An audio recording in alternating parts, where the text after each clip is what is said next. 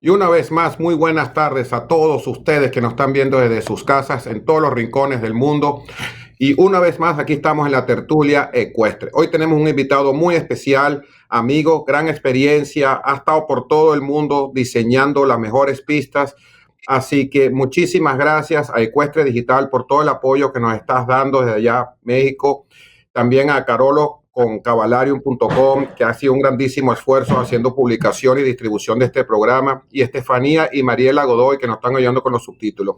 Y voy a aprovechar, mientras ponemos en pantalla a Leo, Santi y Carolo, y antes de presentar a nuestro gran invitado, que todos estos programas van a tener subtítulos. Así que todos ustedes tienen la opción de hacer clic en el icono de subtítulos que dice CC y pueden escoger el idioma de los subtítulos. Así que ayer tuvimos entrevista en inglés con Michael Stone, hemos tenido con Mark Hart, hoy vamos a tener nuestro gran invitado que seguramente todas esas personas de anglosajona de que hablan inglés van a querer verlo también, así que ellos también van a tener oportunidad de ver toda la información. Así que no esperemos más y muchísimas gracias por tenernos el tiempo de estar con nosotros a Guillermo George. Mejor conocido como Rumi, porque estuvimos compartiendo en Río, en las Olimpiadas, en el mismo apartamento, y todavía somos amigos, así que tan mal no nos portamos. Guillermo, tú eres veterinario, graduado en Brasil, original de Brasil, ahora vives en Wellington, te has dedicado 100% a ser diseñador y has llegado al máximo nivel de hacer unas Olimpiadas, haces los eventos más importantes, muy comprometido también con Wellington haciendo 5 estrellas, vas mucho a Helsinki, Europa, América Latina, así que eres considerado y te han mencionado mucho en nuestro programa como uno de los mejores diseñadores del mundo y qué orgullo que somos amigos y poder presumir de nuestra amistad. Así que Gui, bienvenido. César, muchas gracias. Carolo, Leo, Santi, para mí es un placer estar aquí con ustedes. Nosotros tenemos la suerte de siempre compartir, no tanto cuanto nos gusta estarnos juntos, pero en unos cuantos eventos al año. Y el programa que están haciendo ustedes está siendo muy entretenido. Muchos ángulos se están viendo de acuerdo con cada vez que traen los diferentes entrevistados. Y para mí es un gusto y un placer y un honor estar aquí con ustedes. Pues el honor y el gusto es nuestro, Gui, y gracias por dedicarnos esta hora que seguramente vamos a tocar temas muy sensitivos e importantes para toda nuestra audiencia. A ver, yo siempre hago la primera pregunta para después. Hoy vamos a tener un programa que yo creo que va a ser una conversación muy amena porque vamos a tener 3 diseñadores aquí, así que Carolo, tú y yo vamos a tener que ver cómo nos ponemos a qué nivel aquí contra estos 3 grandes del deporte. Así que, Gui, eres veterinario, pero te decidiste por hacer el diseño de manera profesional. ¿Cómo fue ese cambio? ¿Qué te llevó a ti el diseño? ¿Montaste de joven? Ahora vives en Wellington. Cuéntanos un poquito así resumida para que todos te conozcamos un poco más. Bueno, César, yo empecé a montar a los 10 años en la hípica en Campinas. La hípica es un club muy tradicional, pero se convirtió en un club de campo con muchos otros deportes. Mis papás no tenían nada que ver con equitación, pero yo estaba un día en la piscina y un poco aburrido y bajé a la pista de la escuelita ahí y estaba el profesor saltando y tumbó un salto. Yo era el único ahí cerca y entonces que mi primer contacto con la equitación, con el deporte fue ya poniendo un obstáculo, ¿no? Y bueno, empecé a montar, salté ahí hasta juveniles, 1.30, 1.40, algunas pruebas. Y cuando llegó desde 7 años tenía que escoger una profesión. Mi papá es médico, me encantaban los caballos, el deporte.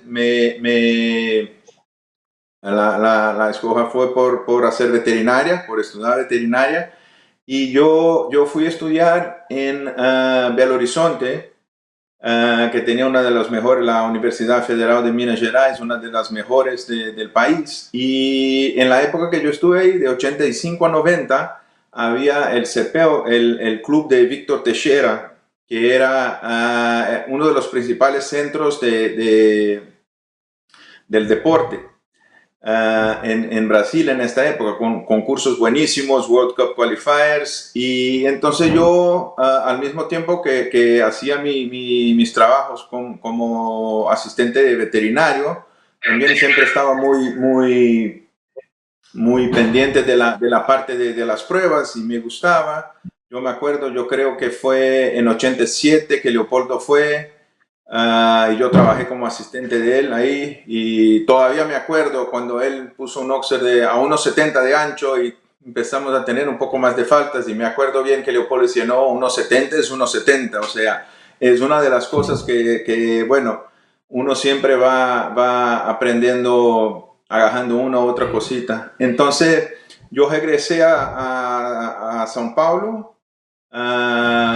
Campinas, mi ciudad cerca de São Paulo. Fui a trabajar en São Paulo en la clínica de Tomás Montelo y Priscila Acevedo, y después volví a mi ciudad, a Campinas, y trabajaba ahí en dos fincas, una de las cuales hacía prueba todos los jueves en la noche, y había veces que los profesionales no les gustaba, no tenían tiempo, no podían poner el recorrido, y yo lo ponía así porque siempre me había interesado por esto. En el año 92, los directivos de la hípica de Campinas me llamaron a poner un concurso de 2 días. De ahí me invitaron a São Paulo, a Alberto Moilaert, el papá de Pepe, el gerente brasileño, era directivo. En esta época, São Paulo no tenía un diseñador. Brasil tenía ya muy buenos diseñadores. Helio Pessoa, el hermano de Neco, el tío de Rodrigo, y el coronel Gilberto Fonseca eran los dos principales diseñadores de Brasil, con experiencia internacional ya, pero vivían en Río. São Paulo no tenía un diseñador. Entonces yo tuve chance ahí, había un mercado abierto, y bueno, yo de repente me vi con una posibilidad de tener una actividad que me posibilitaba estar más involucrado al deporte todavía que como veterinario. La otra parte, que Brasil tiene demasiadas escuelas de veterinaria. En Brasil son más de 300 escuelas de veterinaria, o sea, digamos que no es una profesión, que la parte económica también es muy fuerte. No, esto no quiere decir que la parte de diseño sea fuerte, pero yo realmente fui viendo en el diseño una posibilidad de estar cada vez más metido en los saltos. El señor Palacios en el año 94 fue de delegado técnico a un sudamericano de juveniles, y yo ahí encontré a Leo, y yo estaba de asistente de Helio y Roberto, y empecé ahí a enseñar mis recorridos a Leopoldo. Yo iba a poner en unas semanas el campeonato estatal de seniors, de la prueba fuerte ahí de unos 50, y bueno, y Leo iba a ser el diseñador del Panamericano en marzo de 95, y yo le dije, mira, señor, yo quería ir ahí, hay chance, y él dice, no, sí, y la gente de Paulista, Caio, Carvalho, Patricia, la gente de la federación tenían contactos con la gente de Argentina, y bueno, ahí fui a Buenos Aires. Fue la primera vez que yo fui como asistente a un torneo fuera de Brasil, y ahí fui siguiendo, y bueno. Y llegaste a lo más lejos. Así, realmente ya hemos estado todos nosotros aquí juntos en muchos de estas millas ahí del camino. Gracias Leo. A Dios, y muchas que nos queden. Mira, yo quiero hacer una acotación con respecto a eso, porque es una anécdota curiosa y de un amigo. Yo fui hace años, no me acuerdo, pero en esas épocas, antes de ir a Argentina y todo, yo conocía un poquito a Guillermo, y fui a dar un curso de diseñadores a Brasil. Y cuando estaba ahí, Guillermo estaba en ese curso y Helio Pessoa, yo hablé con él, que siempre es como la edad mía, un poquito, mi edad un poquito mayor, pero somos de mi generación. Y le dije, Helio, vamos, tenemos que hacer algo por el deporte aquí en Latinoamérica, vamos a unirnos, a trabajar juntos. Helio me dijo, mira, yo te voy a decir una cosa. Ahí tú tienes una persona que está muy interesada, que sabe, que es bueno, tiene sensibilidad y tiene todas las posibilidades de ser un diseñador de altísimo nivel. Se llama Guillermo. Y de ahí, quiero decir que Helio tuvo un ojo impresionante y me dijo que él iba a llegar a lejos. Y bueno, ya llegó y llegará más lejos, no sé, cuando haya intergaláctico, él será el diseñador. Hay que ver. Mira, aprovechando que tenemos aquí a 3 diseñadores, yo siempre he tenido una pregunta y una duda, y creo que lo he conversado con ustedes de manera informal, pero lo voy a hacer aquí porque yo no soy diseñador y eso creo que está claro para todo el mundo. Sí agarré un curso de diseño con un profesor Palacio. Eso me espantó más de lo que es el diseño, porque vi que tantas cosas que influyen y variables que uno tiene que tener en cuenta para hacer un buen diseño. Pero yo quiero tocar un poquito el tema de las distancias y el tiempo. Y es simplemente una duda que yo siempre he tenido, es que si yo tengo un recorrido que tiene una distancia, ponle 440, 450 metros, y eso es a 350 metros por minuto, el tiempo te da 77, por ahí más o menos, ¿verdad? Si esa prueba, la altura es 1,10 m, o esa misma distancia o la misma velocidad es a 1,50 m, es el mismo tiempo para las dos pruebas, según las bases técnicas. Pero el jinete o la combinación que salta 1,10 m va más rápido por la pista porque tarda menos en cubrir el salto, por lo tanto el galope es más rápido. Entonces, ¿cómo hacen ustedes? ¿Suponen el mismo tiempo o cómo hacen ustedes? Porque eso a mí no me cuadra. Bueno, si yo supiera que las preguntas iban a ser tan difíciles así, ya ¡Joder! ¡No sabes nada! De aceptar la invitación, ¿eh? Porque realmente esta es una pregunta muy interesante, así, y bueno, no sé, ¿qué opinan mis colegas ahí? Porque... No tengo opinión, pero porque es que yo creo que en la pregunta hay un error en la formulación. Pero, en fin, Leo, vete tú, porque yo voy a atacar la pregunta. Para no contestar, voy a atacar la pregunta. Bueno, yo creo que lo que César está diciendo es una realidad. Los caballos en el aire pierden más tiempo cuando saltan 1,50 que cuando saltan 1,10. Entonces, nosotros tenemos que tener un poco en consideración eso. De igual manera, nosotros cuando medimos la pista, medimos por dónde van los jinetes, cuál es el camino. Ahí la decisión es de nosotros. Nosotros generamos un camino por el cual van los jinetes. Wow. Y por eso, los caballos... Por eso decía que la pregunta está mal formulada. Por eso, los caballos, cuando van a saltar 1,50, hay que darle un poquito más de espacio que cuando un poco más de espacio.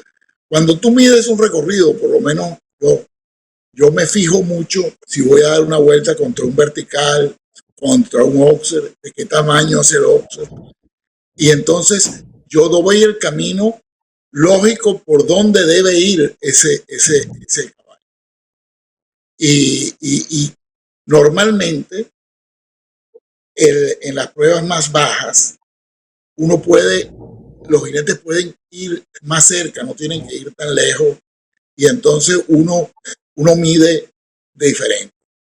O sea, si a mí me dicen que yo mida un recorrido a 1,10 m y el mismo recorrido está a 1,50 m, para mí tiene dos longitudes diferentes el recorrido.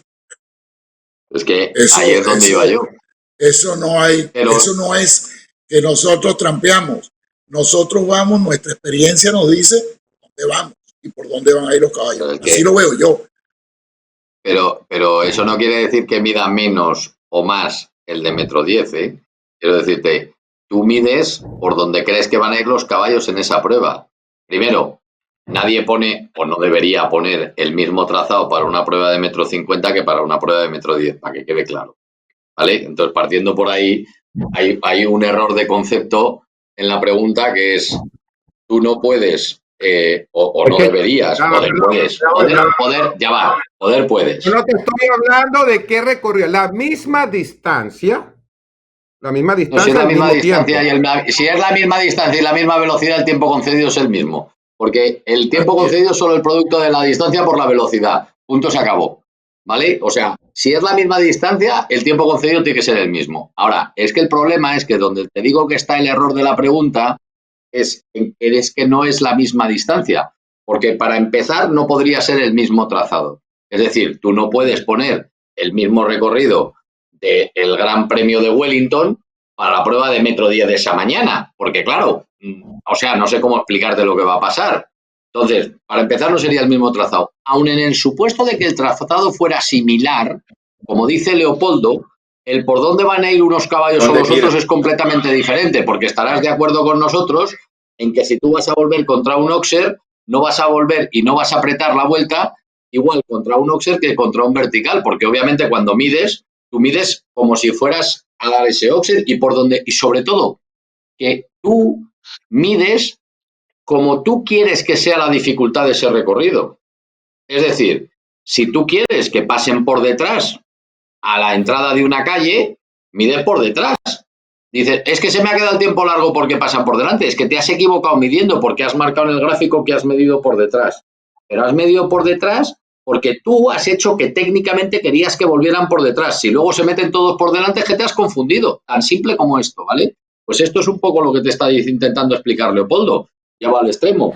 Es que tú, en una prueba pequeña, en alguna cosa puedes volver a un sitio más cerca y, ojo, y en otras no, porque los niños podrían no poder volver donde vuelve Marcus Henning, ¿eh? ¿Me explico? Es que no puede ser lo mismo. Siguiente pregunta. Leo, te toca. Pero es que yo quiero un poco defender la pregunta de César, porque no me gusta que quede un poco así. Esto es una pregunta. Que te vas a poner de su lado. No se trata de ponerse. Un momento. Un momento. Nosotros somos corporativistas, nosotros somos corporativistas per se. O sea, como te cambias de lado, te hacemos juez, te lo aviso. Ya va, yo no estoy defendiendo nada, yo estoy diciendo que para el que quiere entender, el que está viendo este programa, el que quiera entender que el caballo, el fondo de todo esto es que el caballo pierde más tiempo en el aire en un salto de 1,50 m que el que pierde en el aire en un salto de 1,10 m. Esa es la respuesta originaria de la pregunta, creo yo, y ese es el sentido porque para que la gente lo entienda más fácil. Entonces, en base a eso, vienen todas las consideraciones que hice Santiago, que hice yo y las que puede hacer Guillermo. Claro, pero una cuestión. Ali, ¿tienes el micrófono apagado? A ver, Lee. ¿Me escuchan? ¿Me escuchan? Sí, ahora sí. Ok. Bueno, entonces, resumiendo un poco lo que hablamos. La manera de medir el recorrido va a cambiar si es 1,10 m o 1,50 m, tomando por base que se va a repetir el mismo recorrido, lo que Santiago ya aclaró que normalmente no va a pasar, van a ser recorridos distintos, ¿no? Pero, por supuesto, es diferente girar frente a un Oxer que tiene 1,10 m de ancho do que un Oxer que tiene 1,50 m de ancho.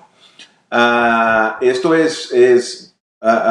son conceptos que tenemos nosotros ya muy claros cuando vamos a medir el recorrido y dónde queremos que pase el jinete. Pero yo tengo una anécdota, como dicen ustedes. Para mí, brasilero, anécdota es como un chiste. Es diferente de anécdota para ustedes, es una historia, es una pero yo aprendí en esto que la anécdota es una historia. Yo, de las primeras veces que vine aquí a armar en Wellington, 99 o 2000, me tocó 2 veces, 2 semanas seguidas en las canchas de atrás, antes que yo empezara, fue en 99 creo, antes que yo empezara a poner la cancha de Gran Premio. Y terminé la primera semana, el domingo, con las pruebas de amateur. O sea, los children, los medium amateur, low amateur. Y en la época lo manejaba el concurso, la parte de diseño, la parte técnica, Steve Stevens y Pepe Gamarra lo manejaban.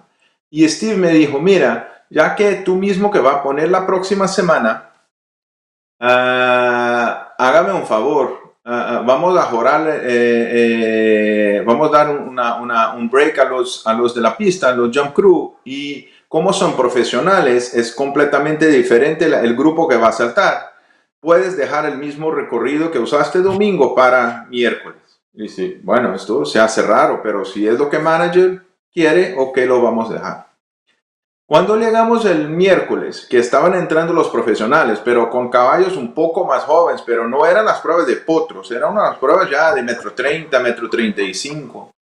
Los profesionales no conseguían alcanzar los tiempos, hacer los tiempos que hacían los amateurs sobre el mismo recorrido. Los amateurs iban muchísimo más rápido. Y yo creo que va un poco de la manera como montan, que mucho más adelante que los profesionales tienen que ser más precisos y todo, pero fue una cosa interesante que pasó y que va un poco sobre esto lo que César preguntó. Era el mismo recorrido, pero como era más bajo y a lo mejor no cuidaban tanto, estaba más fácil de hacer el tiempo acordado que los otros. Esto fue una cosa interesante que pasó ahí. Bueno, a ver, Santiago, a ver si te puedo formular la pregunta un poquito más fácil o mejor para que no te sientas así tan dolido con el tema del tiempo. Pero, ¿qué porcentaje de incidencia ustedes le dan en el tiempo en la dificultad de la prueba? Porque ahora que está diciendo Leopoldo de que según cómo él mida, según cómo él va a entrar, eso va a definir una dificultad mayor o menor. ¿Qué dificultad tiene Tú de matemáticas, el tipo de prueba? tú de matemáticas andas regular, ¿no? A veces presumo de eso. Pues fíjate, anda regular, porque mira, esto es como un factor exponencial. Es decir, el mismo recorrido con 5 segundos más es mucho más fácil que el mismo recorrido con 5 segundos menos. Tan fácil como eso. Es decir, esa no fue la el pregunta. tiempo es un Esa no es la factor. pregunta. No, esa no es la pregunta. No. La pregunta, esa no es la pregunta. En una prueba importante, llámese un 5 estrellas importante, el tiempo, ¿qué importancia le dan ustedes en la dificultad de la prueba? Como yo he oído muchos diseñadores, es un obstáculo más, como dicen muchos diseñadores por ahí. Para mí el tiempo es un obstáculo más. Es que no es un obstáculo más. Es que, Santiago, tú puedes tomar la... Bueno, la pregunta no era para ti, la pregunta era para todos, de todas maneras. Dijiste Santiago, por eso por como dijiste Santiago, pues yo te contesto yo. Bueno, es que te gusta robarte el show. Porque entonces, es que el otro se llama Leopoldo y el otro Guillermo.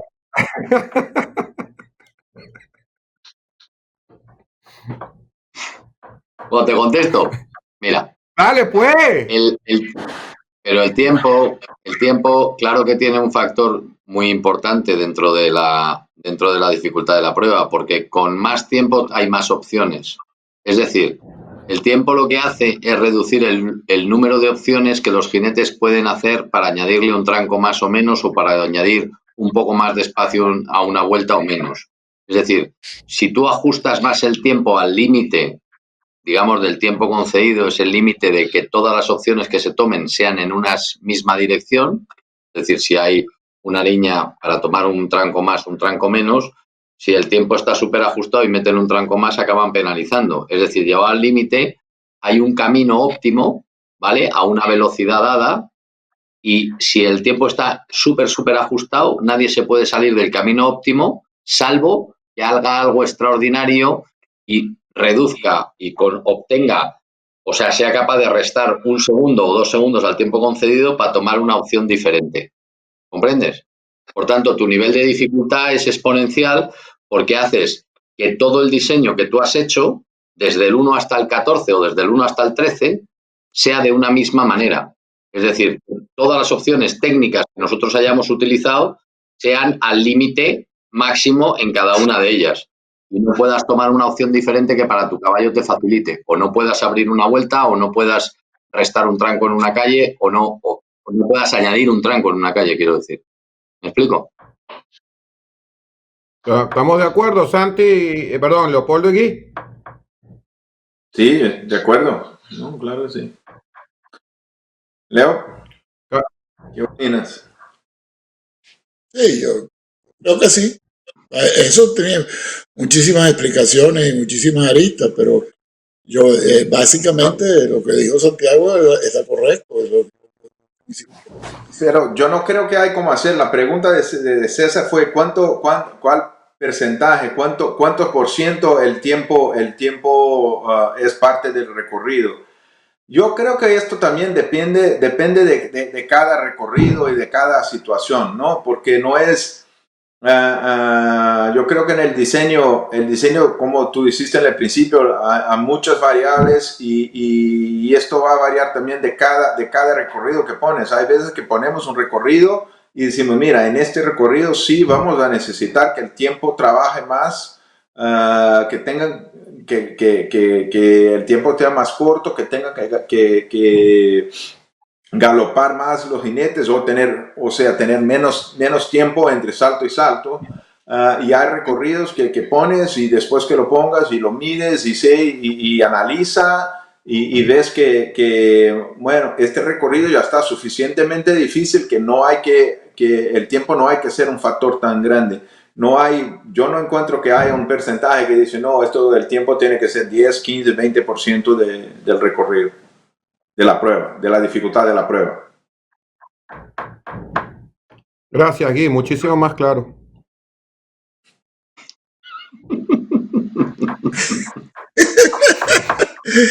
Mira, ¿tú qué crees que influye en el tiempo el armado de los obstáculos?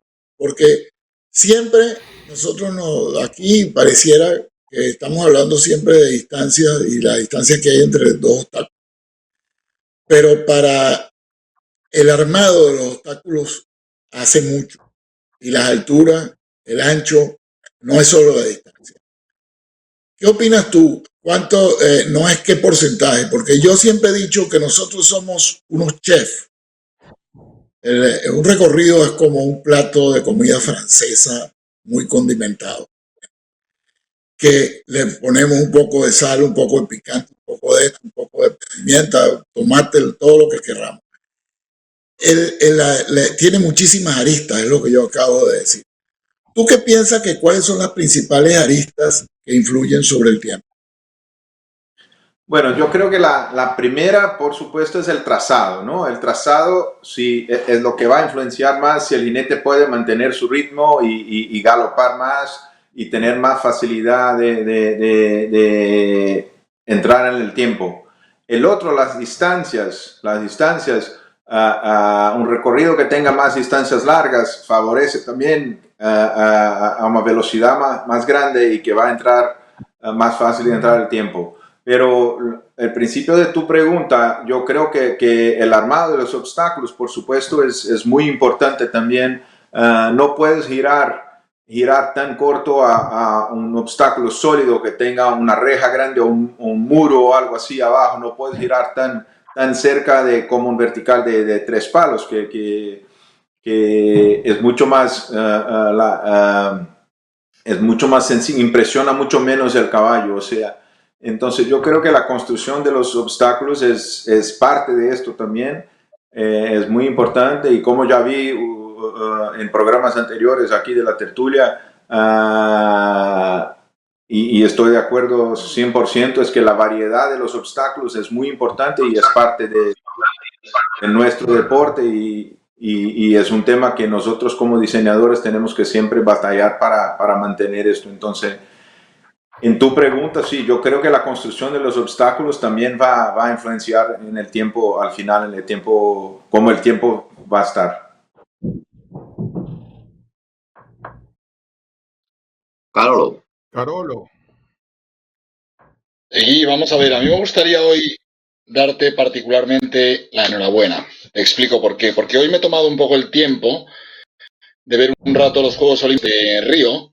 He visto sobre todo la prueba de equipos y he visto las dos mangas individuales, el desempate de la prueba individual y creo que hiciste, con el paso del tiempo, que ya me gustó en su momento, todavía me he sentido que me ha gustado más realmente. Eso desde luego me gustaría decírtelo públicamente. Y me gustaría que me dijese realmente si tuviese ahora mismo una segunda oportunidad, algo de lo que hubieras hecho, ¿hay alguna parte donde dijeses esto hubiera podido mejorarlo, se ha quedado mejor de esta. Bueno, Carolo, cortaste un poco, pero creo que entendí la pregunta. Mira, nosotros siempre que terminamos un recorrido, por más una prueba, después que ponemos un recorrido y terminamos una prueba, por más satisfechos que yo, por más satisfecho que esté con la prueba, y estoy seguro que Santi, Leopoldo y todos los grandes diseñadores lo sienten, siempre buscamos algo que decía, mira, a mí me encantó, fue una maravilla, el resultado perfecto, pero, ¿sabe? Aquí en esta línea lo podía haber puesto un poquito más o un poquito menos, o a lo mejor el color de tal salto podría ser diferente, entonces siempre buscamos un poquito. Esto fue una de las cosas que yo aprendí también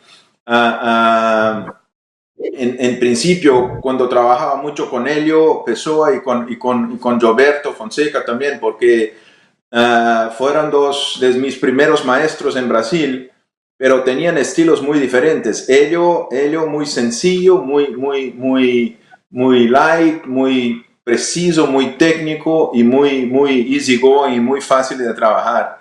Gilberto era un estudioso, muy metódico y muy atento a los detalles. O sea, entonces Gilberto se tardaba horas para poner un recorrido, porque siempre estaba buscando la perfección y lo que se podía cambiar, y yo poco a poco y después trabajando con Leo y con Linda, con Olaf, con Aro, aprendiendo más, y yo fui viendo que, bueno, en diseño hay una hora que tienes que decir, mira, está lista la cancha, porque si no, no terminas nunca.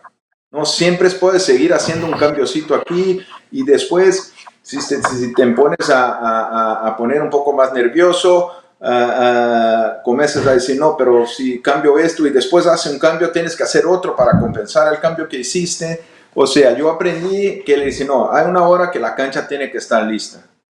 Y ya, y alias ya está, ahí va a ver lo que va a pasar.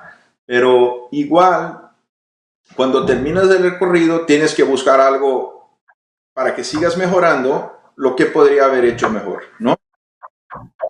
Yo creo que los Juegos de Río fueron un marco, sobre todo en la calidad del deporte, ¿no? Yo creo que fue una muestra de que el deporte había cambiado del nivel, la manera como los caballos estaban saltando, la manera como la tecnología de los pisos estaba influenciando la performance de los caballos, el nivel de los binomios, lo cuanto estaban más parejo todo el deporte, porque empiezas con 75 binomios y si volvemos 40 años en el deporte, el desnivel era muy grande, y ahora con la globalización del deporte ya no ves esto tan grave. O sea, la diferencia de puntaje de los primeros para los últimos ya no es más tan grande como era antes.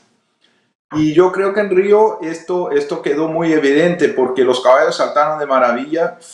Quedó evidente que el reglamento tendría que ser, nosotros hablamos otro día, yo y Santi en un otro programa, que el reglamento tendría que ser ajustado, como lo fue para WEC de Tryon y ahora para Tokio. Entonces, volviendo a tu pregunta, yo creo mirando después, habían cosas que podrían haber hecho para dejar el recorrido todavía más difícil y todavía totalmente justo y seguro y que iba a producir un buen deporte. Pero estas son cosas que uno solo ve después que la prueba empieza. Nunca uno sabe, y si hay un diseñador que dice que yo estoy seguro lo que va a pasar en mi cancha, para mí está mintiendo, porque nadie sabe. Yo ya estuve trabajando con muchos diseñadores y hemos tenido situaciones que nadie sabe explicar por qué pasó esto con un salto o por qué pasó esto con el tiempo o porque realmente es la belleza de nuestro deporte. Toda vez que entran en una prueba es un recorrido distinto y los caballos son individuos que también se comportan de manera distinta. O sea,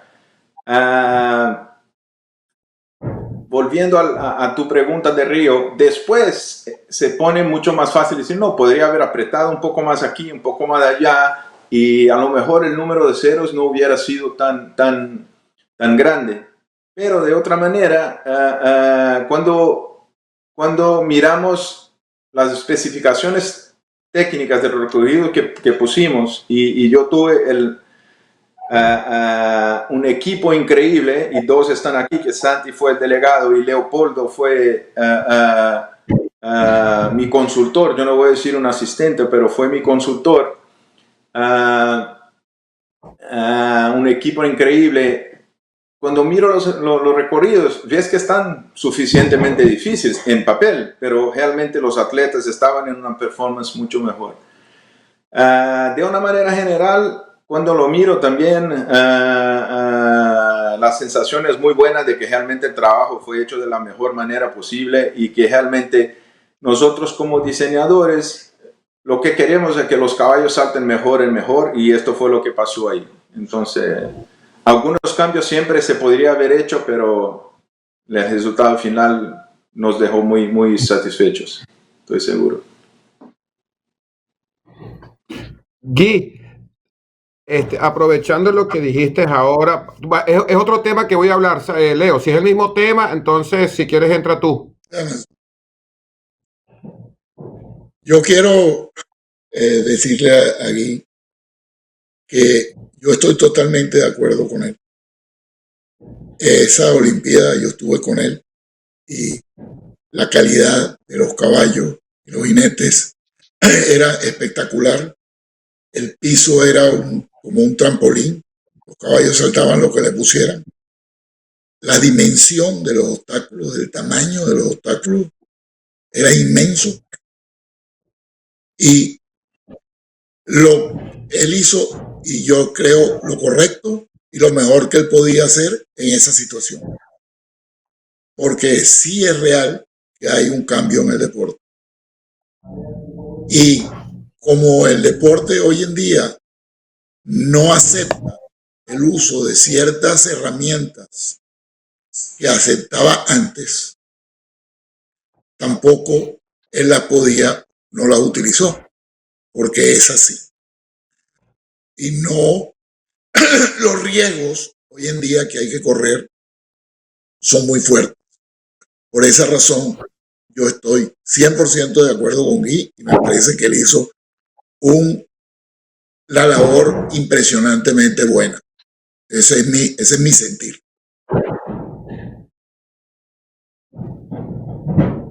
¿Puedo? Yo, a ver, no tiene mucha gracia que yo piense que Guy lo hizo bien, porque yo estaba con él. Así que ya sabe él sabe que yo sé que lo hizo bien. Y que lo pienso. Sí. Y además lo pienso de corazón. Pero sobre todo Guy hizo una cosa que nadie le agradecerá en este deporte lo suficiente, y esa es una labor callada que nos ha permitido a todos defender lo que en aquel momento, porque claro, hablamos de esto 4 años después, pero nadie sabe la presión que Guy tenía con el tema de la ría. Y Guy tuvo que inventar un montón de cosas en los recorridos, un montón de cosas, para que no se produjera una foto ni remotamente, aunque no fuera por culpa de la ría, ni remotamente mala en la ría, porque en ese momento todo el mundo estaba atacando, había una corriente atacando las rías que gracias a Dios ya se acabó, porque demostró que se puede utilizar la ría para lo que siempre se ha utilizado, que es para desequilibrar caballos después, y ya está. Entonces, Guy tuvo que, con un reglamento, y lo voy a explicar fácil y brevemente, porque creo que lo merece, porque creo que merece la pena.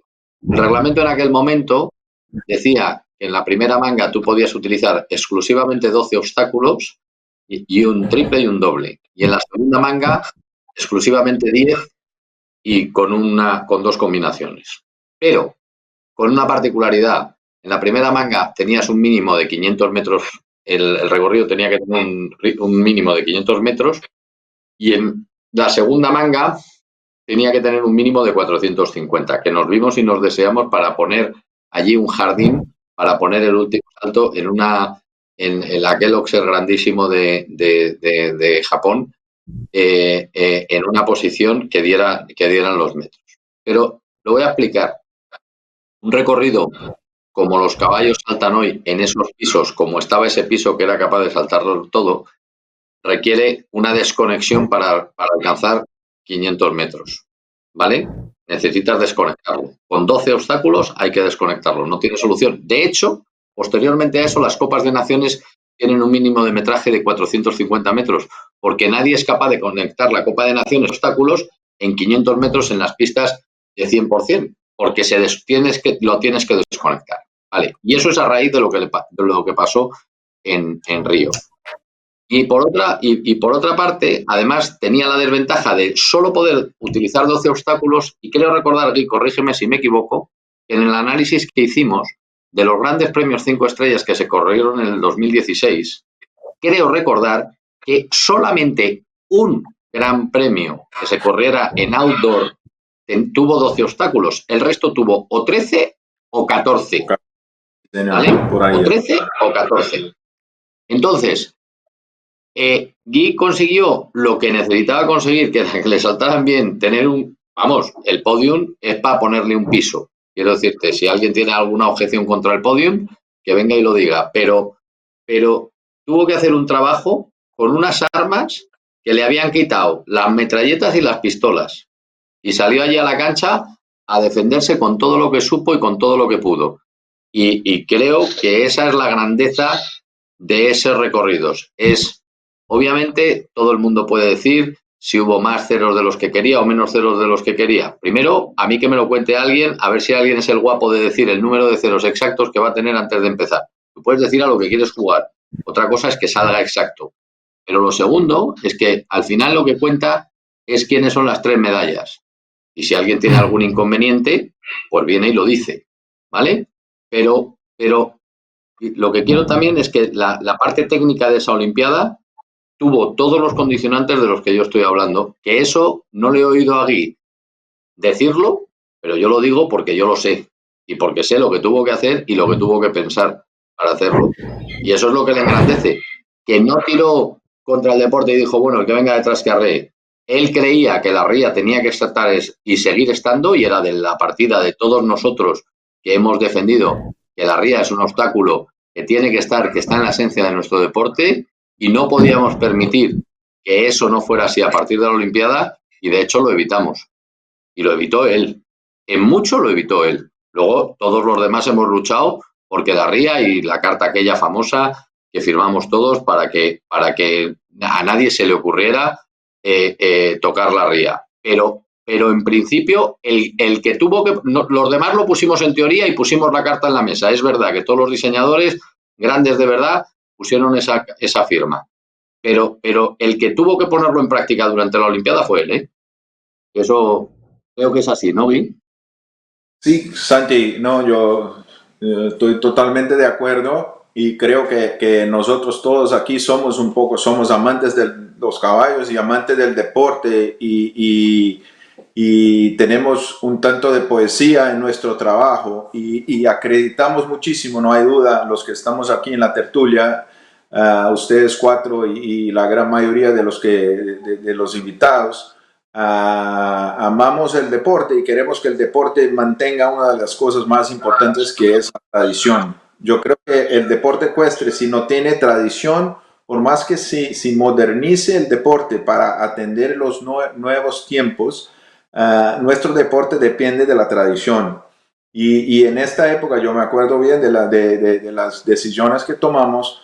Una de las preocupaciones es que la RIA realmente, water jump, ¿no? Porque en países dicen RIA, foso y todo, el water jump no fuera un problema. Ustedes bien saben que, claro, teníamos la limitación de 2 obstáculos, pero con 6 obstáculos que tenemos podemos poner un recorrido sin ceros. Es que no es lo que hacemos porque queremos que los caballos siempre tengan una experiencia buena y que puedan seguir adelante mejor de lo que entraron. Entonces, realmente lo que más, una cosa que yo no me canso de decir, que más me encantó en esta Olimpiada, no solo en esta, fue la única que yo le puse como diseñador, pero en los otros eventos que yo trabajé, que yo tuve el honor y la chance de ser el jefe, yo siempre tuve un equipo grandísimo junto conmigo, porque yo la primera vez que fui a una Olimpiada, vi que tuve la chance de ir a una Olimpiada y que cambió hizo mucha diferencia en mi carrera. Yo siempre quise dar esta oportunidad a todos a otros diseñadores, ¿no? Sobre todo los más jóvenes.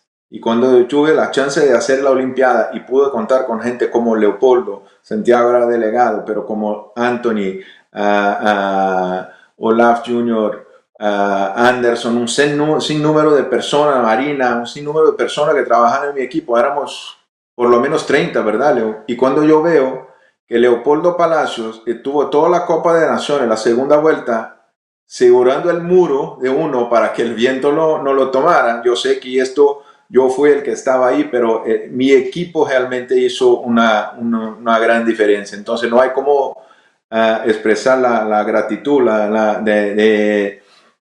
de haber podido tener un equipo tan grande. Y yo creo que, y espero y estoy seguro que Santi va a tener un equipo así también en las próximas Olimpiadas. Espero.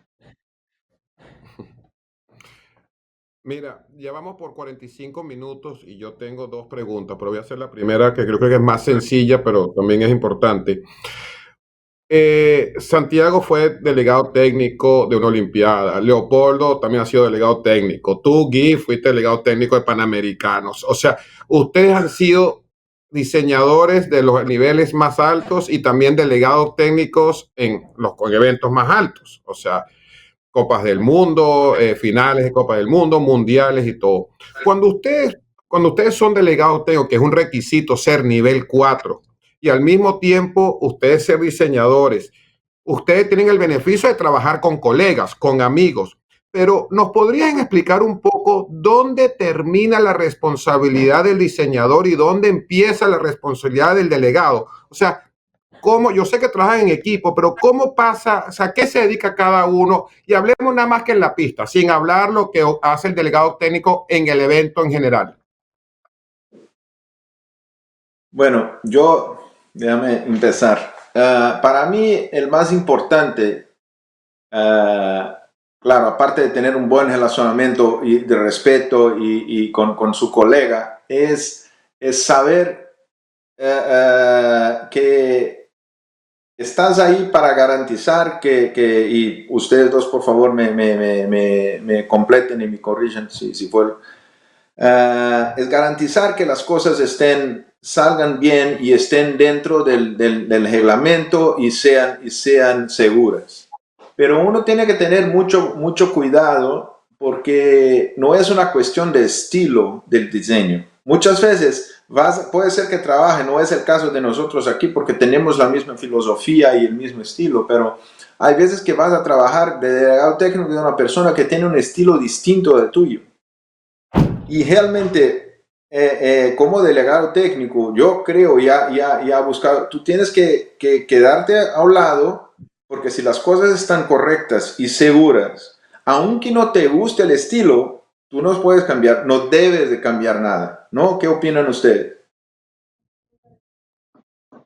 Leo. Bueno, yo coincido con Guy.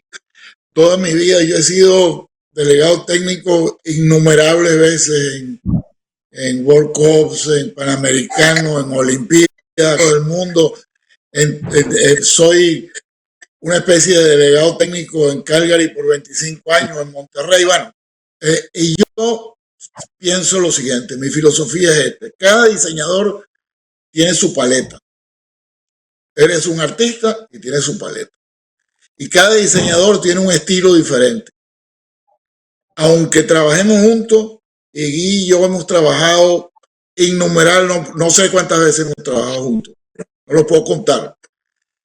Él tiene su paleta y yo tengo la mía. Y eso es muy importante. Yo, como delegado técnico, jamás me meto en la paleta del otro. Cuando más llego y le digo, contra, vale, a mí esto, no sé, si te gusta, déjalo así, pero yo pienso que a lo mejor a mí no me gusta, pues, pero déjalo así, pues yo no te puedo decir nada que lo cambie. Esa es mi filosofía como delegado técnico. Mi filosofía, yo creo que yo trato de intervenir lo menos posible en el resultado. O sea, si tiene 15-0, 20-0, 10-0, 4-0, no tiene 0, lo mío es que sea correcto, que el recorrido sea normal, esté bien, seguro, y que no haya que hacer o demasiado ligero y que se pase el límite, o demasiado pesado y demasiado difícil que se pase el límite de lo difícil. De resto, para mí, lo que haga el diseñador es él, pues. No soy yo no soy el diseñador. Yo soy simplemente un delegado técnico que estoy ahí para que se cumplan unas reglas.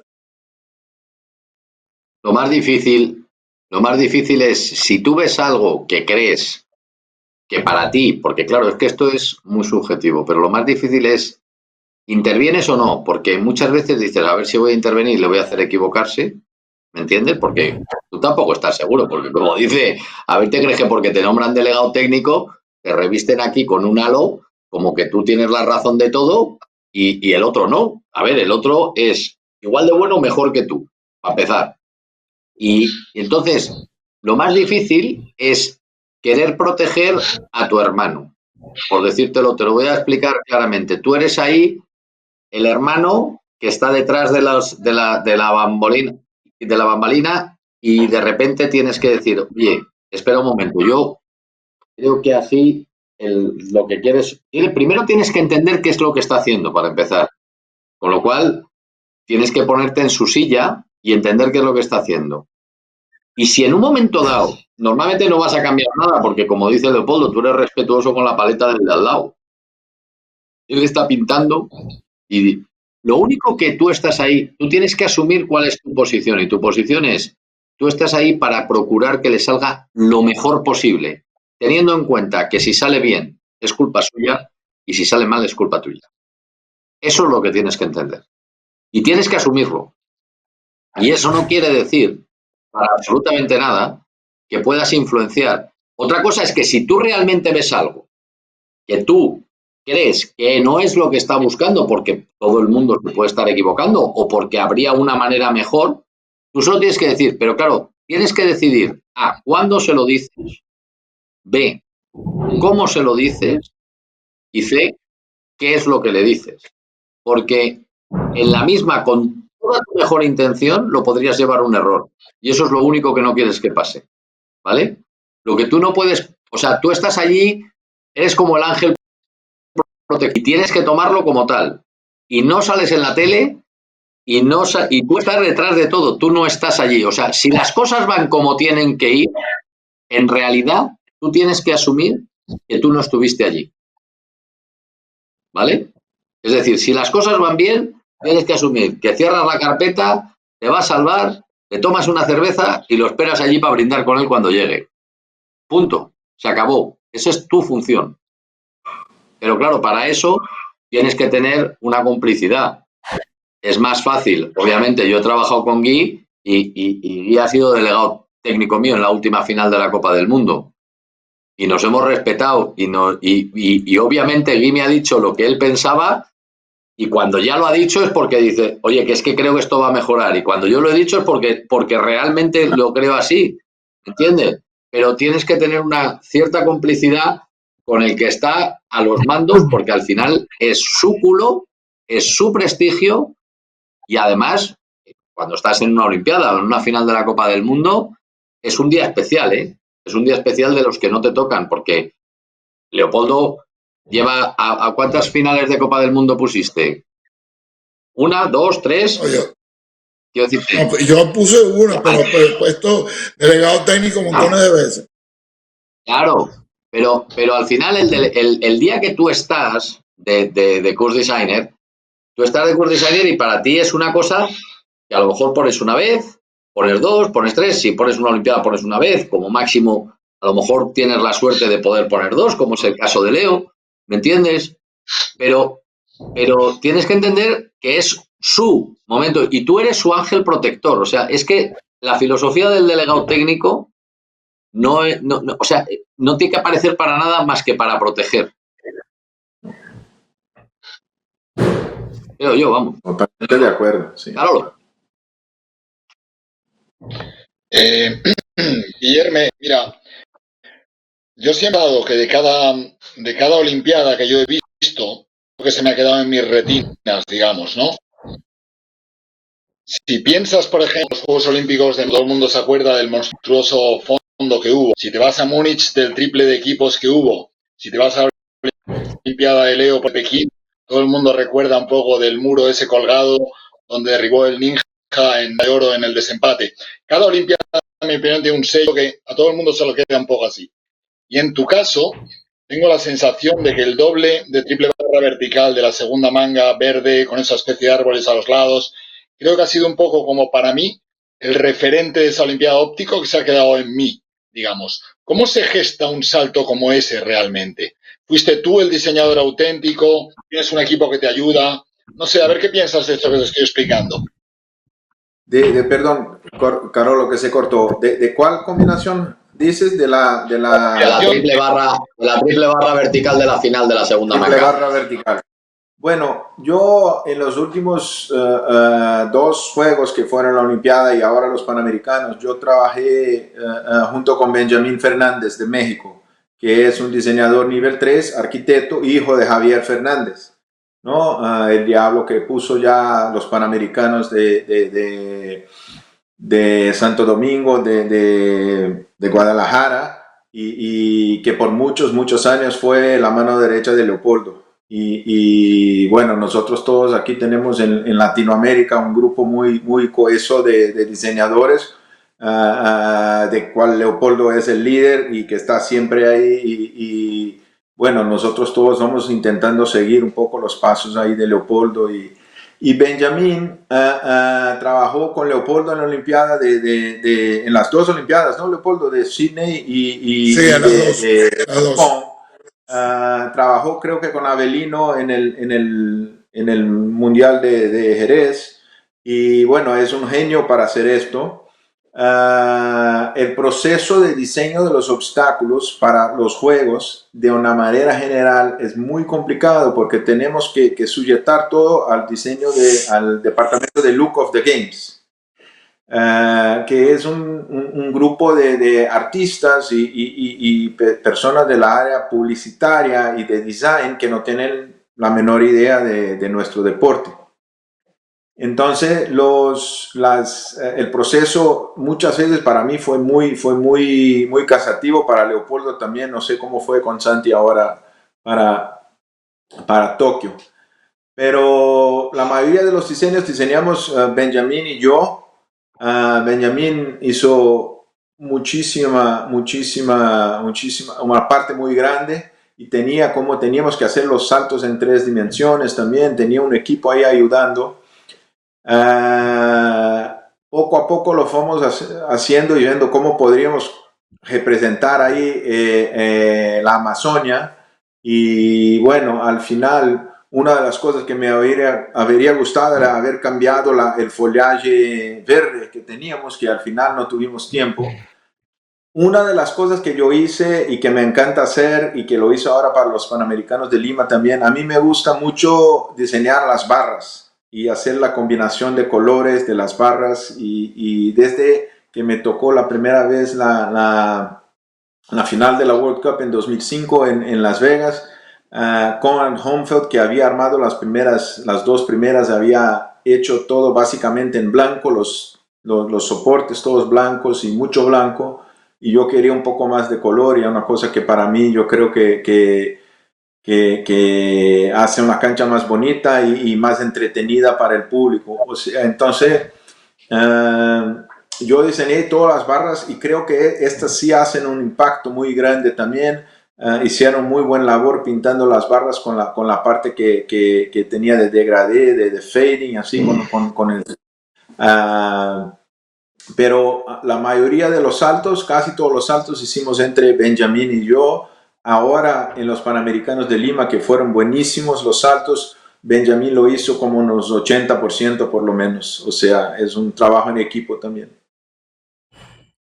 Y es verdad, tenemos que mandarle un gran saludo a Benjamín, y para que todo el mundo sepa, su nombre es Benjamín Fernández de México, que es el hijo de Javier, que es mejor considerado o conocido como el Diablo, que es también un diseñador de pistas muy reconocido. Así que Benjamín, te mandamos un gran saludo y te felicitamos por todos los éxitos y todos los diseños que nos han alegrado mucho la vida cuando vemos estos diseños. Mira, ya estamos cumpliendo tiempo, pero quiero hacer una preguntita rapidita aquí.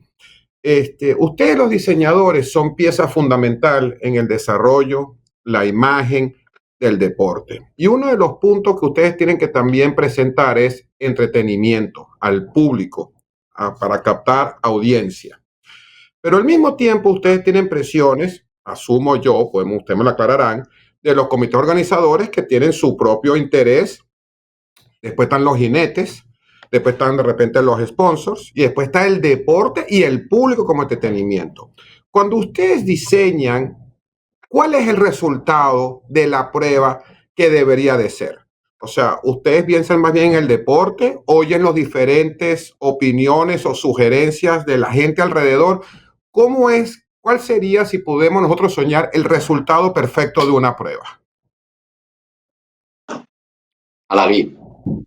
Bueno, César, yo creo que primero uno tiene que ver cuál es el objetivo, cuál es la finalidad de la prueba que está diseñando. Hay diferentes tipos de pruebas, ¿no?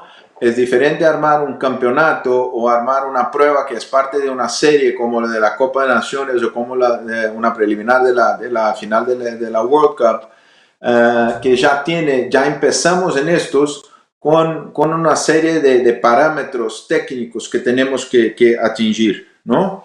Yo creo que este es un principio, es la prueba, está más para el lado técnico o está para el lado más de público, de atracción del público, ¿no? Estos son una pregunta que yo normalmente hago cuando empiezo a diseñar un recorrido.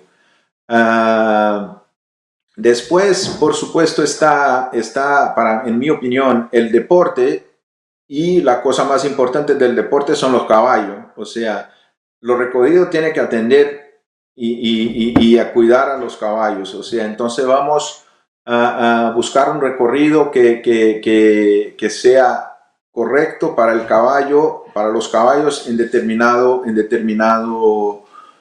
evento. Y ahora yo creo que una preocupación que tenemos nosotros muy grande es que el calendario hoy día es mucho más intenso que hace 30, 40 años atrás, ¿no? Los caballos hoy día saltan un número mucho más grande de pruebas y nosotros tenemos que tener la conciencia de que el evento que estamos armando, por más importante que sea, no es el único del caballo en un periodo de tiempo. Entonces el caballo, armar con la conciencia de que el caballo esté siempre listo y mejor para una próxima competencia, ¿no? Y con estos parámetros, principios iniciales, yo creo que ahí se pone más fácil y ahí vamos juntando el resto. ¿Cuál es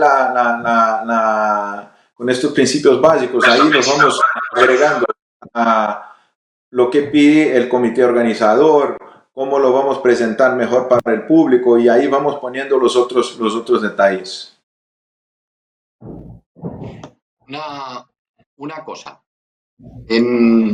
Ahora que hablamos de resultados y no resultados, para las pruebas, según tu teoría y cómo ha cambiado el mundo, ¿vale? Porque tanto el mundo de la competición ha cambiado y el mundo del diseño también. Y obviamente los diseñadores hoy son mucho más profesionales porque hay mucha más gente diseñando, porque hay mucho más número de concursos y por tanto hay más gente que puede vivir de esto. Bueno, eso creen.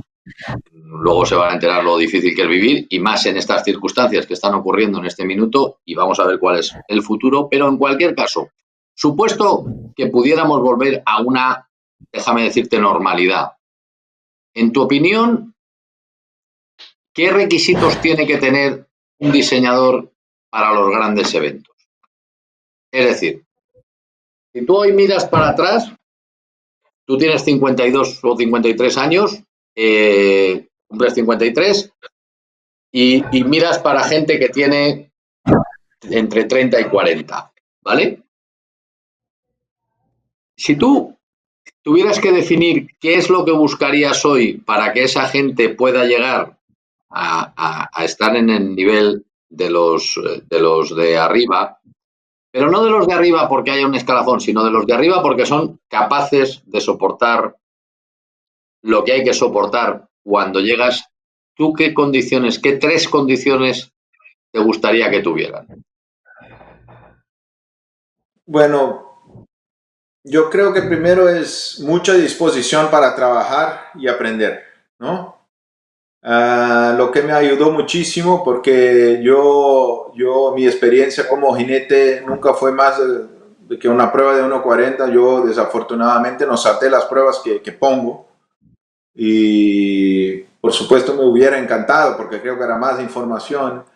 Yo tuve que trabajar muchísimo para entender el deporte y entender cómo funcionaba el deporte.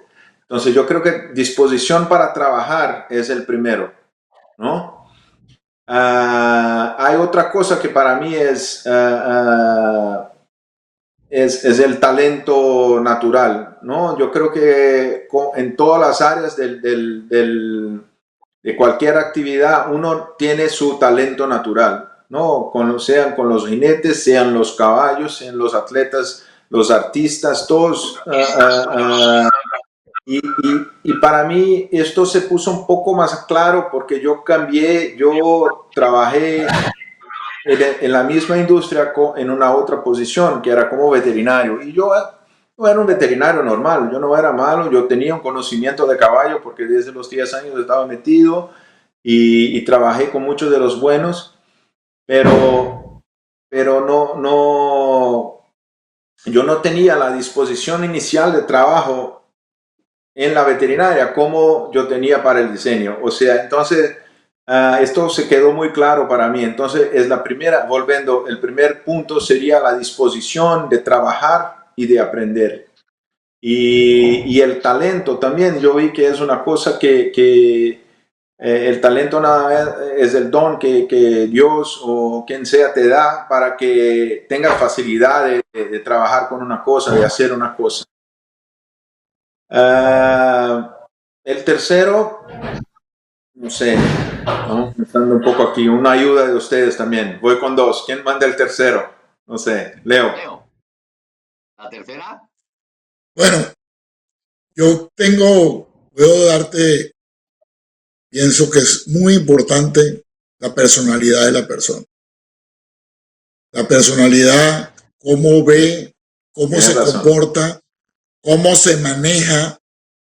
Eso es una de las partes más importantes que tiene. Estoy de acuerdo contigo en lo que los 2 que tú pusiste son indispensables, pero la personalidad de la persona.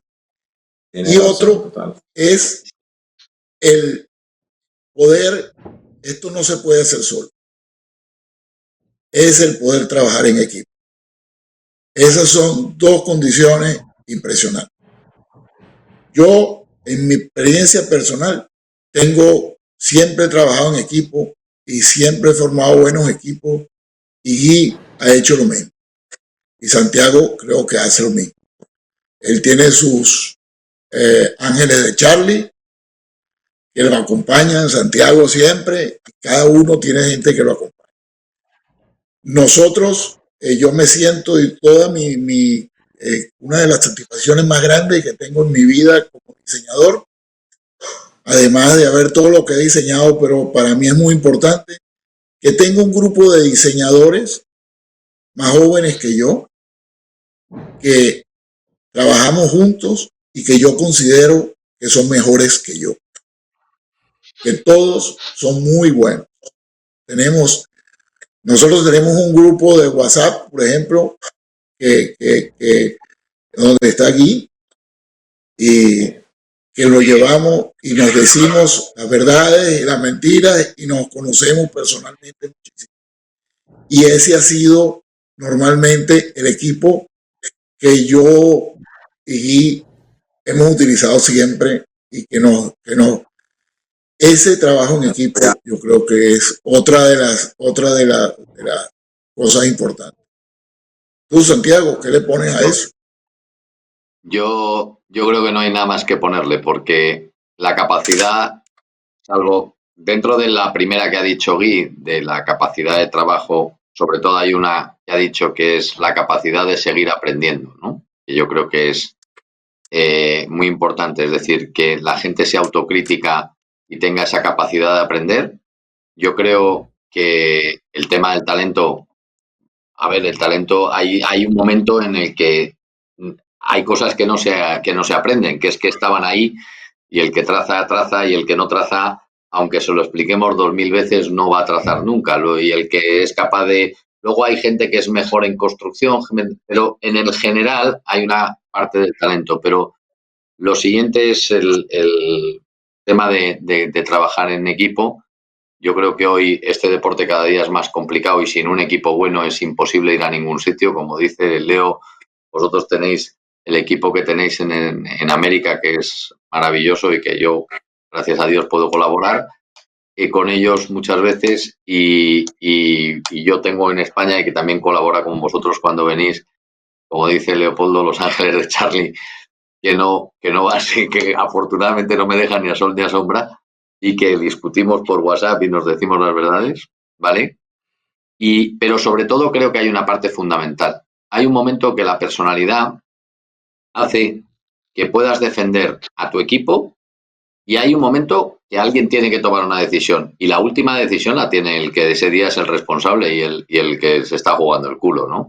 Yo creo que para lo muy grande, yo no creo tanto en los niveles, yo creo en la gente que es capaz de aguantar esa presión y poder tomar una decisión bajo presión. Todos sabemos cómo se toman muchas veces las decisiones de las grandes líneas o las grandes combinaciones, que has pensado una cosa y en la pista sientes otra, y lo que has sentido en la pista es lo que al final haces, porque al final la decisión es tuya, y es decir, y la haces porque lo sientes, ¿no? Yo creo que esas son las cuatro características mejores para definir esto. Carolo, te toca. Le toca a Carolo la última. Bueno, a mí me gustaría... Primero quiero darle las gracias a Guy personalmente por haber estado aquí, que ha sido un verdadero placer. Luego le quiero dar las gracias porque hizo, desde su parte, que ganase Nick Skelton con Big Star, que me parecía que era el mejor binomio del mundo en ese momento. Igual que Leo consiguió que ganase Hicksteg y de la Maz, que me parecía que en esa Olimpiada era el mejor del mundo. Pero ahora os quiero plantear un reto que no os lo he comentado a ninguno de vosotros, pero espero que os parezca bien. Quiero hacer lo siguiente. Me gustaría que un día, Guillermo, te sentases en el puesto de Leo y Leo se sentase en el puesto tuyo, y que le entrevistemos entre todos a Leo. Y que cuando pasen los Juegos Olímpicos de Tokio, volvamos a hacer, si Dios quiere, lo mismo con Santi. Que Santi pase a tu puesto y tú pases al puesto de Santi. Me interesaría bastante ese concepto, si os parece a todos bien. Yo encantado, Carol. No, encantado, ¿eh? Yo encantado. Yo feliz. Leo, ¿aceptas, Leo? Sí, claro, yo feliz, lo haría, mira, más que contento, feliz, porque me encanta compartir y aprender, porque de Gui he aprendido, de Santiago he aprendido y de todos los que trabajan contigo aprendo todos los días algo, porque todos los días se aprende algo.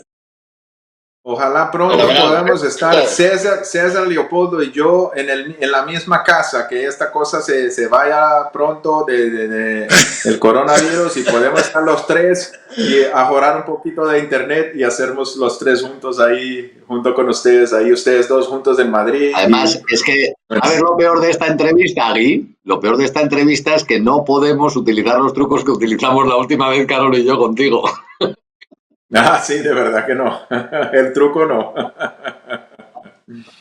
Muy bien. Y lo bueno de poner a Leopoldo ahí abajo es que ahí sí oficialmente todo contra Leopoldo. Así que.